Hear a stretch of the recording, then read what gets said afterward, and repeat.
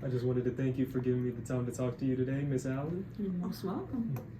I wanted to ask you a few questions with you being my mentor and you having a very significant journey through UVA. More than happy to help. So please share what it was like being one of the first not only African American but female students at UVA. It was very scary.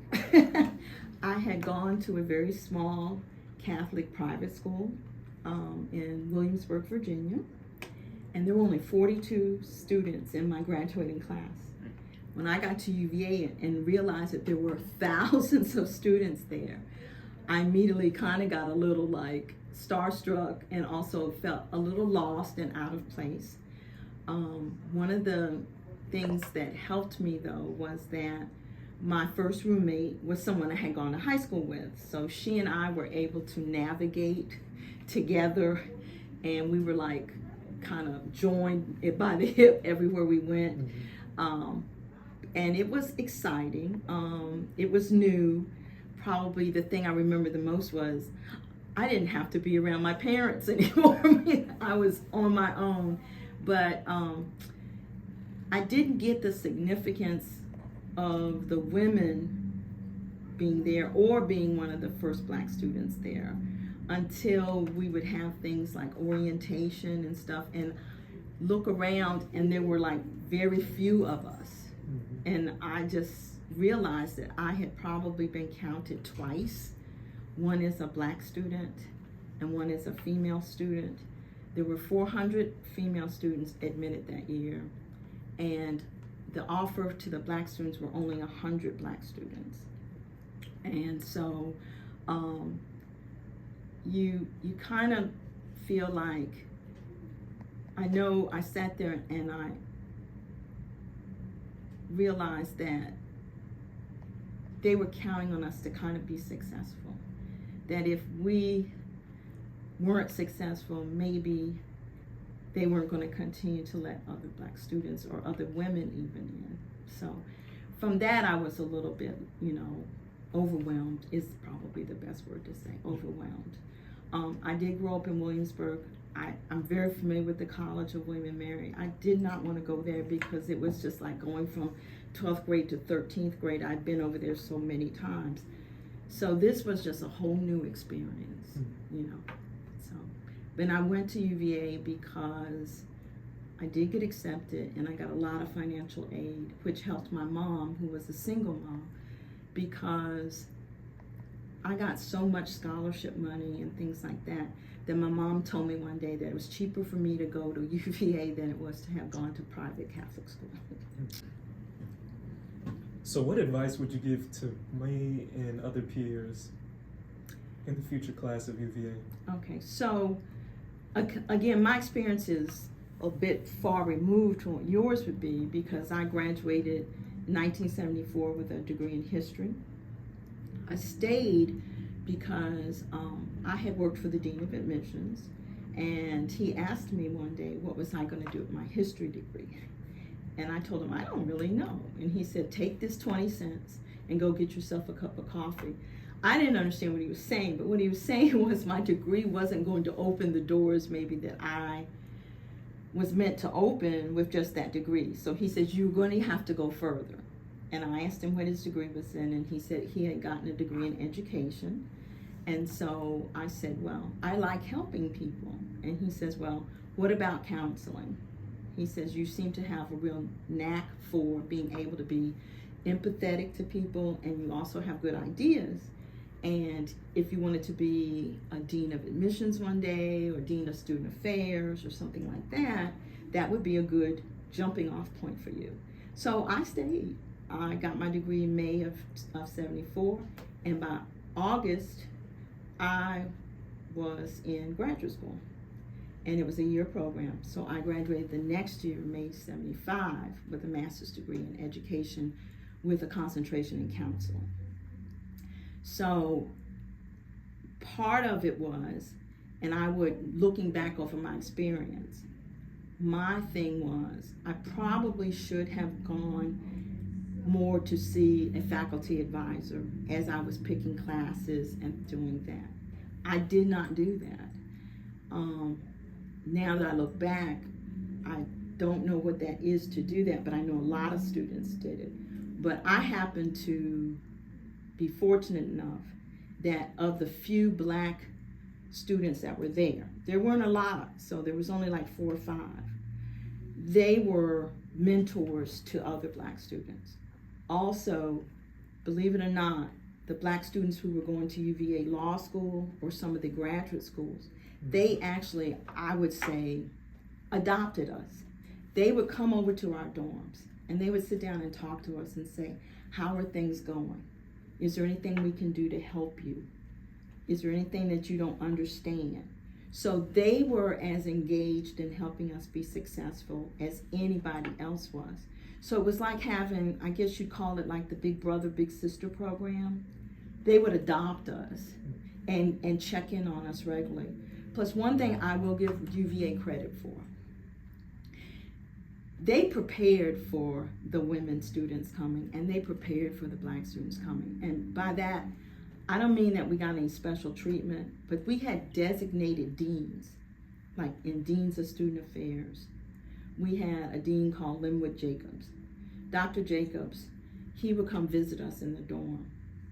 He would see us on the grounds as we were going to school, and he would wave, and he'd always come over and go, how are things going? Is everything going okay? Do you need anything? We had a dean in financial aid. His name was Lloyd Ricks. He'd reach out. In fact, he reached out to me and said, you have money over here, do you need it? I had that much money. I didn't know. My mom had never been to college. All she knew that I was in a safe place and I had enough money to get, to live on.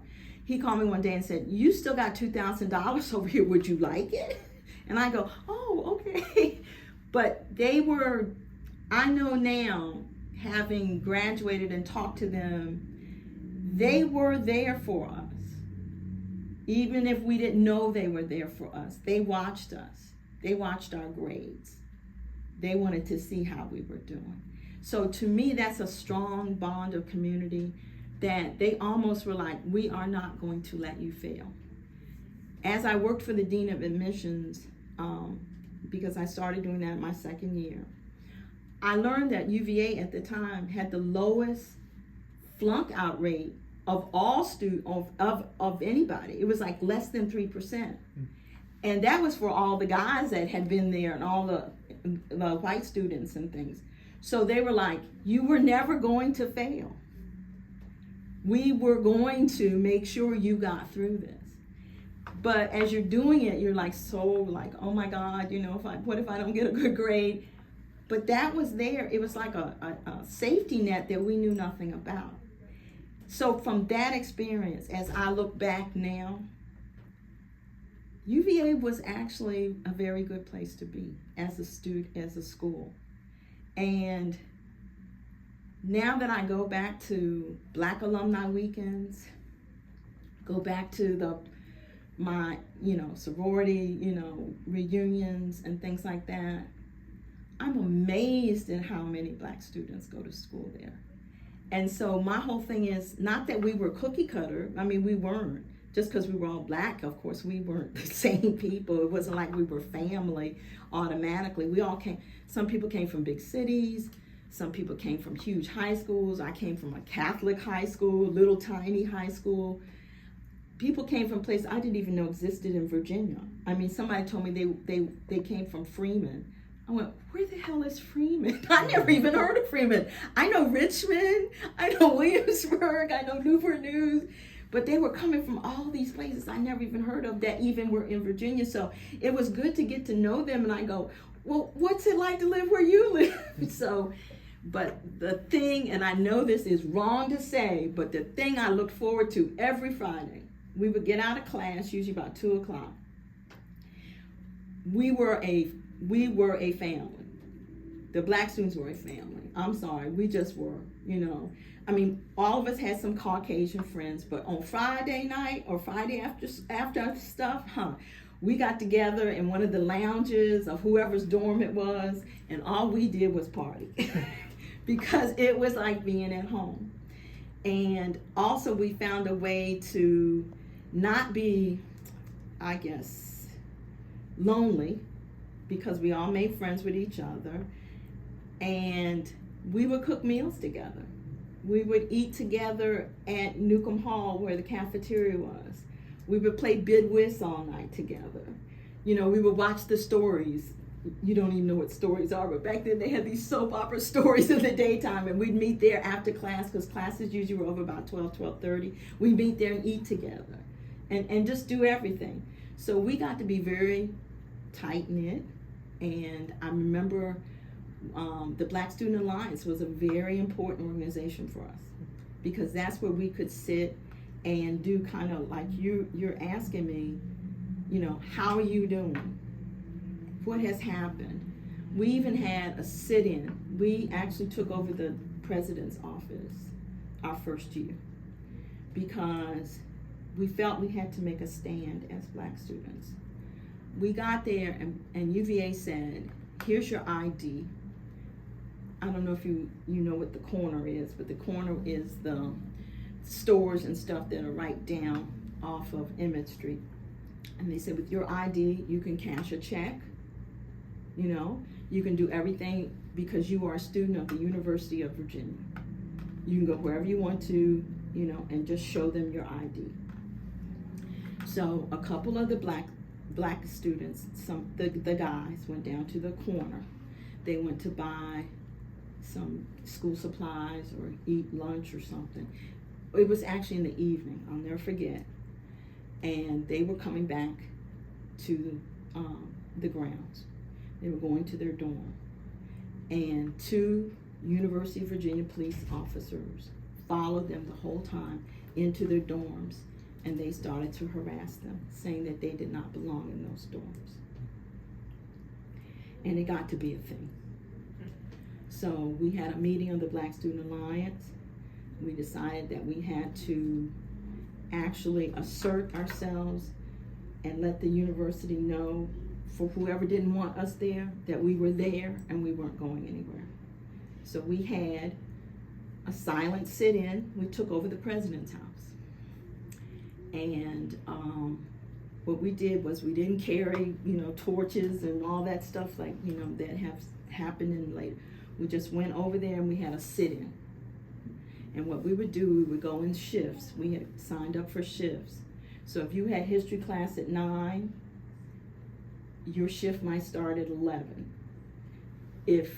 So we would come and we would, you know, we would take your place, somebody else would take somebody else's place. We went to school. We did not go to school. We sat in that hallway of his office and we studied. We didn't cause a ruckus or anything, and we would quietly go. And then we had a press conference, and I remember whatever the newspaper is in Richmond, we stood outside in front of his house, the president's house at Carr's Hill, and we read our list of demands. And I'll never forget, because the person that read the list of demands, his name was Willie Ivy, and Willie's from Newport News. And we were all standing around him. So the picture in the Richmond Times-Dispatch shows all of us standing kind of behind him, okay, as he's doing it. And so the university had meetings with us. They did more orientation for the police officers and for whoever else did not think we belonged there. And it got to be better and better. But I was proud of us that we asserted ourselves from the very beginning, because to me that set the tone for those people who were going to come behind us. And I'll tell you something really funny. The picture on the Richmond Times-Dispatch, you could see us around Willie. I got a call from my uncle and said, I know that was you in that picture. And I know your mother did not send you up there to be doing that. Willie's mother called him and said, I didn't teach you how to read to be up there reading no list of demands to those people. But it got better, because I think we were smart enough to say, we are here and we're not going anywhere. We don't care whether you accept us or not. We're not going. This is going to be our university, just like it's been your university. So I'm hoping that those little naive things that we did have certainly made a change. Because now, I mean, we had the Black Student Alliance, we had an organization called the Black Voices. You know, we had our own, you know, organizations, but now I couldn't even name all the ones that they have now, which is really, really inspiring that we did something like that. You know, they got sued to let women go to UVA, because UVA has historically been a college for men. But there were a lot of college for men back there. Virginia Military Institute was all male. You know, and Thomas Jefferson's idea was to have a school for little boys, what we used to call little boys. But UVA and a bunch of other schools that were all male got sued to let women come to the university. And the reason is because our parents paid taxes, and it's a state-run school. So before that happened, it wasn't that women didn't have colleges to go to. They just couldn't go to University of Virginia. So there was Mary Washington and Hollins College, and, you know, a lot of those kinds of things. And so UVA men had a tradition that they would do what they call rolling down the road, meaning on Fridays, they would get in a car and go to the all-female institutions, and that's where they would hang out and meet everybody.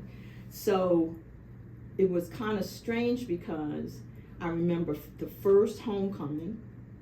Remember now, there's thousands of older white males who UVA was their school, and now here are these women walking around. And a couple of women got, I won't say assaulted, but I know one young lady got pushed off the sidewalk by older white men, and she got kind of scraped up, and they said, UVA women go home. You know, this is an all-male school. They were just a bastion of not wanting to accept it. But eventually they had to. That was the new rules, that was the new regulations.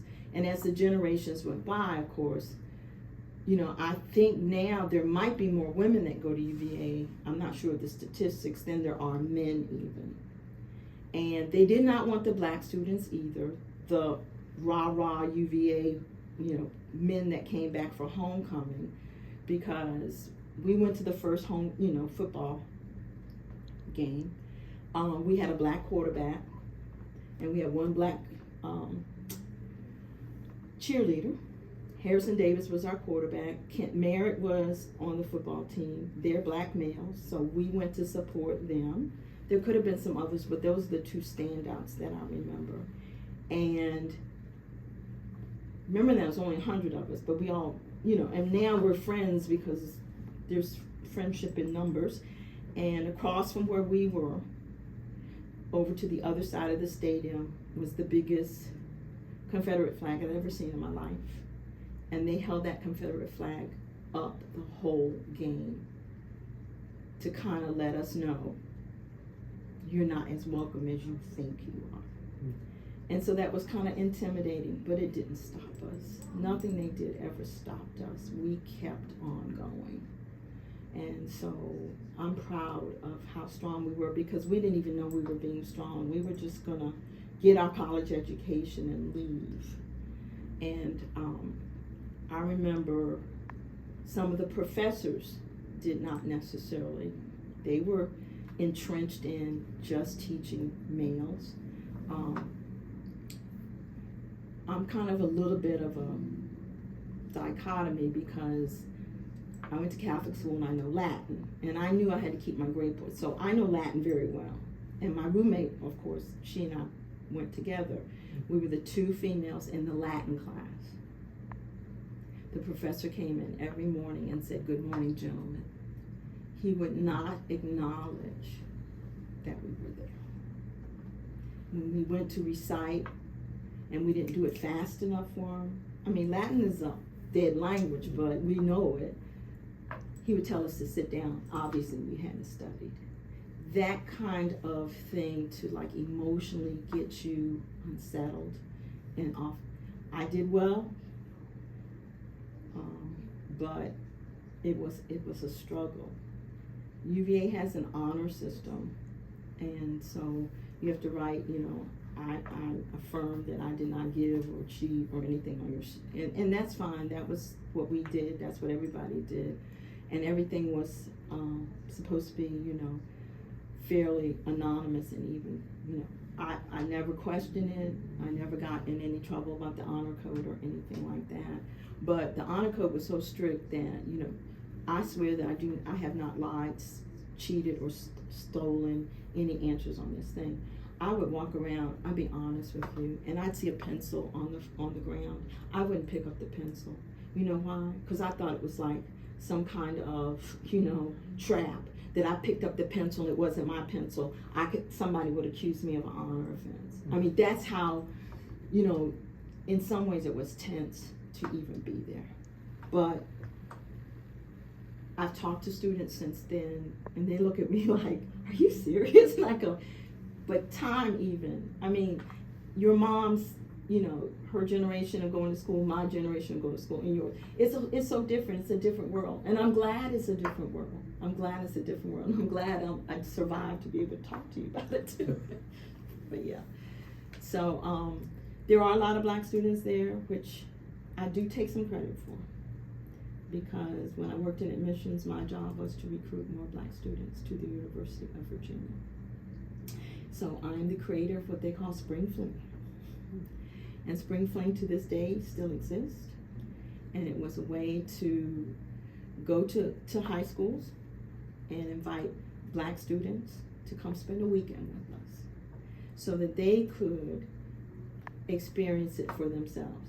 Because some students do belong at a small college. Some students belong at a medium-sized college. UVA is a big, large university. Not everybody belongs there. But if you do, then we wanted to give you the college experience. So we let you stay. Everybody signed up to let somebody spend the weekend in their room. We had people go pick them up from the bus station, the train station. Their parents bought them up, found out who they were going to be staying with. And then we had activities scheduled all weekend long, not classes. We had fun stuff we did. And word of mouth just spread and spread. And so if there's 8,000 black student alumni now, I take credit for every damn one of them. Yeah, so they said it was the recruiting tool of the whole Eastern Seaboard, that it took off. Other schools, other universities have used it as a model, maybe not the same way. And it has evolved over time, but they say they still to this day do Spring Fling, which was very, very inspiring when I went back just this last April. Thank you again so much, Attorney Allen, for giving me your captivating story about your experience attending UVA. Well, I hope that you will walk in my footsteps one day and be even better than anything I could ever experience. So it has been a joy to be your mentor, and I will continue to be your mentor even after you go to UVA. You need something, you call me, okay? No, I will. Okay, thank you.